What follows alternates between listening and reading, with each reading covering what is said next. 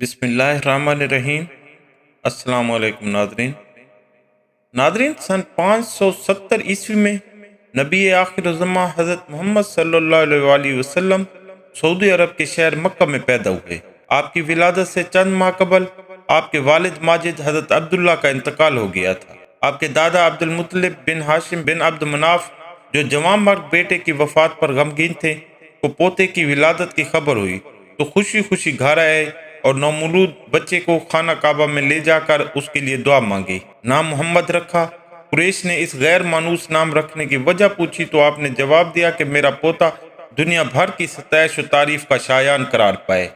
والدہ ماجدہ نے آپ کا نام احمد رکھا۔ مورخین نے یہ بھی روایت کی ہے کہ جب آپ پیدا ہوئے ٹھیک اسی وقت کسرائے نوشیروان کے محل میں سخت زلزلہ آیا اور اس کے 14 کنگرے گر گئے۔ استخر کا مشہور آتش کدہ اس وقت بجھ گیا۔ عرب میں دستور تھا کہ پیدائش کے بعد شرفا اپنے بچوں کو کسی دیہاتی دائیا کے حوالے کر دیتے تھے جو اسے لے کر گاؤں میں چلی جاتی۔ اس طرح کھلی ہوا میں تندرست رہنے کے علاوہ بچوں میں اہل عرب کی حقیقی خصوصیات بھی پیدا ہو جاتی تھی اور وہ خالص عربی زبان سیکھ جاتے۔ چنانچہ ولادت کے 8 دن بعد نبی کریم صلی اللہ علیہ وآلہ وسلم قبیلہ بنی سعد کی ایک خاتون حلیمہ کے سپرد ہوئے۔ بنی سعد اپنی فصاحت میں مشہور تھے۔ تقریباً 6 سال تک حلیمہ سعدیہ نے آپ صلی اللہ علیہ وسلم کی پرورش کی اور واپس لا کر والدہ کے سپرد کر دیا۔ ناظرین، سن 576 عیسوی میں جب آن حضرت صلی اللہ علیہ وسلم کی عمر مبارک صرف 6 برس تھی، آپ کی والدہ ماجدہ حضرت آمنہ کا انتقال ہو گیا۔ والد ماجد تو پیدائش سے پہلے ہی فوت ہو گئے تھے۔ حضرت آمنہ کے والد کا نام وہب بن عبد مناف تھا اور والدہ کا نام برا تھا۔ آپ نہایت پارسا، پرہیزگار، طہارت نفس، شرافت نسب اور عزت و وجاہت والی صاحب ایمان خاتون تھی۔ آپ قریش کی عورتوں میں حسب، نسب اور فضیلت میں سب سے ممتاز تھی۔ حضرت عبداللہ کے انتقال کے بعد حضرت آمنہ ہر سال ان کی قبر کی زیارت کو مدینہ منورہ تشریف لے جایا کرتی تھی۔ 576 عیسوی میں واپسی پر آپ بیمار ہو گئی اور ابوا کے مقام پر انتقال فرمایا اور اسی جگہ پر آپ کو سپرد خاک کر دیا گیا۔ ناظرین، والدہ ماجدہ کی وفات کے بعد حضرت محمد صلی اللہ علیہ وآلہ وسلم کے دادا عبد المطلب نے آپ کو اپنی سرپرستی میں لے لیا۔ دادا کو پوتے کے ساتھ بہت محبت تھی، لیکن دادا بہت بوڑھے ہو چکے تھے۔ ان کی عمر 80 برس تھی۔ 2 سال تک دادا کی سرپرستی و نگرانی میں پرورش پائی۔ 578 عیسوی میں دادا کی وفات کے بعد آپ صلی اللہ علیہ وسلم کی کفالت آپ کے سگے چچا ابو طالب نے کی۔ آپ صلی اللہ علیہ وسلم کے دادا عبد المطلب نے خاص طور پر وصیت کی تھی کہ اپنے بھتیجے کی خبر گیری میں کوتاہی نہ کرنا۔ عبد المطلب کے اور بیٹے بھی تھے، لیکن انہوں نے آپ صلی اللہ علیہ وسلم کو ابو طالب کے سپرد اس لیے کیا تھا کہ ابو طالب اور آپ صلی اللہ علیہ وسلم کے والد عبداللہ ایک ہی ماں سے پیدا ہوئے تھے، لہذا ابو طالب کو اپنے حقیقی بھائی عبداللہ کے بیٹے سے زیادہ محبت ہو سکتی تھی۔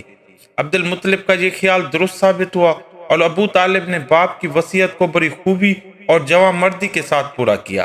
ابو طالب آپ صلی اللہ علیہ وسلم کو اپنے بچوں سے بڑھ کر عزیز رکھتے اور کبھی آپ صلی اللہ علیہ وسلم کو اپنی آنکھوں سے اوجھل نہ ہونے دیتے تھے، حتیٰ کہ رات کے وقت بھی آپ اپنے پاس ہی سلاتے تھے۔ آپ صلی اللہ علیہ وسلم کا بچپن کا زمانہ عرب کے دوسرے لڑکوں کی نسبت بہت ہی عجیب گزرا۔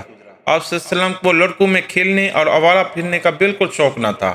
اللہ تعالیٰ نے آپ کو ہر رذیل خصلت اور خسیس عادات سے محفوظ رکھا۔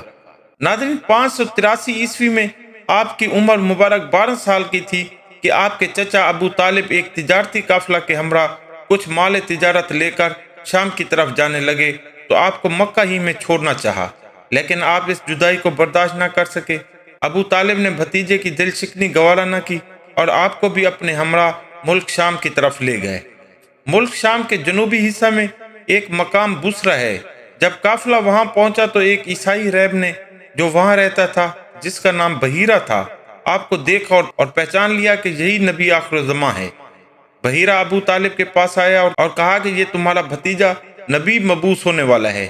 اس کے اندر وہ علامات موجود ہیں جو نبی آخر الزماں کے متعلق تورات و انجیل میں لکھی ہیں، لہذا مناسب ہے تم اس کو آگے نہ لے جاؤ اور یہودیوں کے ملک میں داخل نہ ہونا، کہیں وہ اس کو نقصان نہ پہنچا دیں۔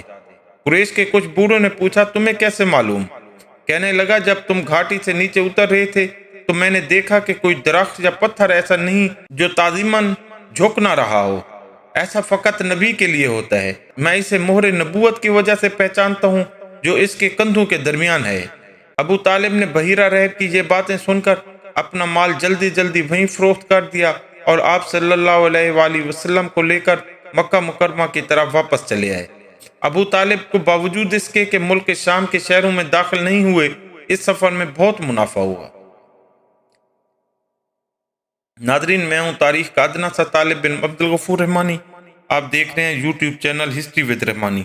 آپ اگر میرے چینل پر نئے ہیں تو اسے ضرور سبسکرائب کریں تاکہ مسلمانوں کے 1500 سالہ دور عروج و زوال کی داستان لیے تاریخ امت مسلمہ کی تمام ویڈیوز آپ کو بر وقت مل سکیں۔